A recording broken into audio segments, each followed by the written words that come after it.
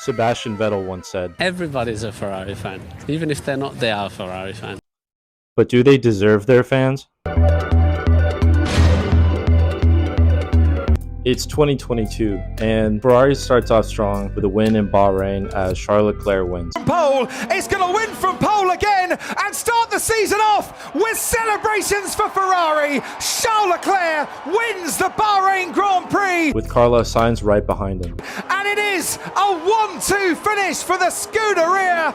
Carlos Sainz comes home in second. After losing in Saudi Arabia to Red Bull, Charles Leclerc comes back with a victory in Australia. Make that 4 career wins from pole position. Wins the Australian Grand Prix. Championship back on, right? Red Bull then goes and wins 6 races in a row. He wins the Italian Grand Prix. He will stand on the podium at Monza for the first time in his Formula One career. He sees the checkered flag and will know what it's like to win the Canadian Grand Prix. His 3rd victory in Formula One. It's Perez in the Principality. He wins the Monaco Grand Prix as Verstappen wins the Spanish Grand Prix. And his teammate Sergio Perez will come home to claim 2nd place, and Max Verstappen wins in Miami. Verstappen, who wins the Azerbaijan Grand Prix.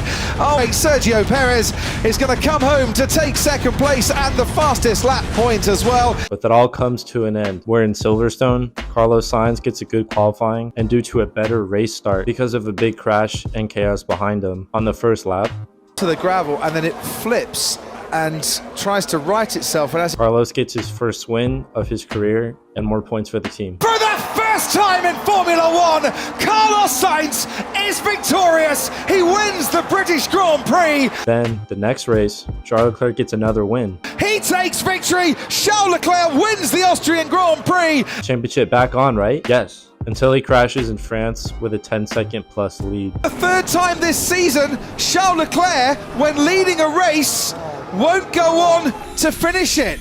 Especially when you've got that grippy run off here. Are you okay?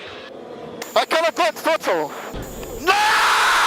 There also seemed to be a lack of awareness from the team as they tell Carlos to come to the pits for new tires in the middle of an overtake attempt. All around the penultimate corner on the outside. Sainz is trying everything. Box, Carlos, box, speed confirmed. Why were they telling him to pit right then? Charles was on his way to win his home race for the first time until a bad pit stop call ruined his chances of winning. And box now, box now, box for hard. Stay out, stay out. Fuck! Tire position. Overall, Ferrari had potential, some bad luck, and questionable strategies held them back in the end. No. Even though nobody was really close to Red Bull in 2023, they were the only other team to get a win that season, which probably means they secured 2nd place in the championship, right? No. Going into Abu Dhabi, the final race of the season, they were competing with Mercedes to secure 2nd in the championship. Charles finished P2 while George Russell was in P3. So it comes down to Lewis and Carlos to see who comes out on top. Lewis got a mediocre 9th place. I mean, it's all right. Considering his teammate got on the podium. While Ferrari gave Charles an effective strategy, they seemed to forget about Carlos, leaving him out on hard tires way too long, causing him to fall down the order. Then he ended up DNFing anyway, which gave Mercedes their place in the championship, despite having a faster car at the second half of the season. Another season where they had potential at the end, but bad luck and poor strategies let them down. In 2024, Ferrari started off with multiple podiums and the fastest car in Australia, which allowed Carlos to show off what he can really do. What a comeback! A Ferrari 1-2, headed by Carlos Sainz. They followed this high with even more podiums. But can they keep this up? Yes! In Monaco, Charles qualified on pole, but in the first lap, there was a crash. Oh shit, here we go again. But luckily, Ferrari was not involved and nobody overtook Charles, so he went on to win his home Grand Prix for the first time. Leclerc wins the Monaco Grand Prix to achieve his dream. We won it! Finally! The Scuderia was on top. Then comes Canada, where the team's pace fell off a cliff, where both drivers got knocked out in Q2. A checkered flag, Sainz is out in the second part of qualifying. come to Montreal and they have found themselves both out. And during the race, the performance of the engine was so bad that they were losing half a second on the straights. Draining too much. I'm losing like 10 seconds a lap. To make matters worse, Carlos crashes and they retire Charles' car. And Charles, we will retire the car. Sainz has his own moment. Oh, it's gutting for Albon. Sainz spinning in to the Williams driver. Later comes Monza, where the upgrade package was actually working. Qualifying was decent, both drivers made it into Q3. So pole position was Norris, 19.32. Yeah, no, I don't care. On the first stint, Charles wasn't happy with his team's strategy call. Ed, What was that? Why do we pit if we undercut? But as the race progressed, he saw an opportunity for the win, so he took it. On the last few laps, he had to manage his old hard tires, while Oscar Piastri was hunting him down with freshly pitted new tires. But he managed to pull it off, winning in Monza for the second time. and for the second time in his career, Charles Leclerc is the winner of the Italian Grand Prix. Bravi, bravi, bravi.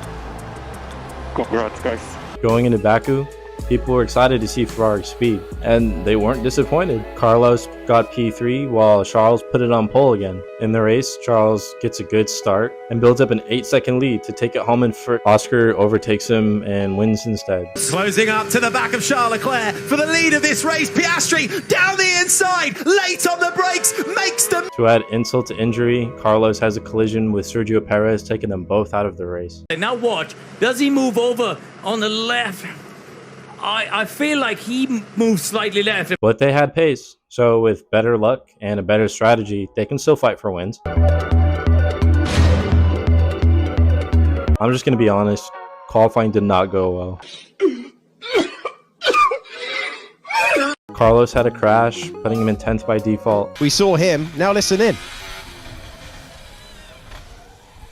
Oh my. Then Charles could only manage a 9th place start. First over the line is Charles Leclerc trying to get to the front row, but he's behind Hulkenberg. He's not found the lap time. Where both Ferraris were out-qualified by a V car. And Ferrari, having taken pole position here last year, are 9th and 10th. The race was only slightly better with a 5th and 7th place finish. So what have we learned? In conclusion, Ferrari is a team with strong drivers, talented people, and a strong legacy, but bad luck and poor strategies holds them back. I don't really hate Ferrari. I just see glimpses of greatness and wasted potential, which is just sad to see, man. But hopefully soon they'll be consistently in the front, fighting for wins, maybe even a championship. Music time. What's your favorite A$AP Rocky song? Mine is either Sand and Live A$AP. Let me know what yours are.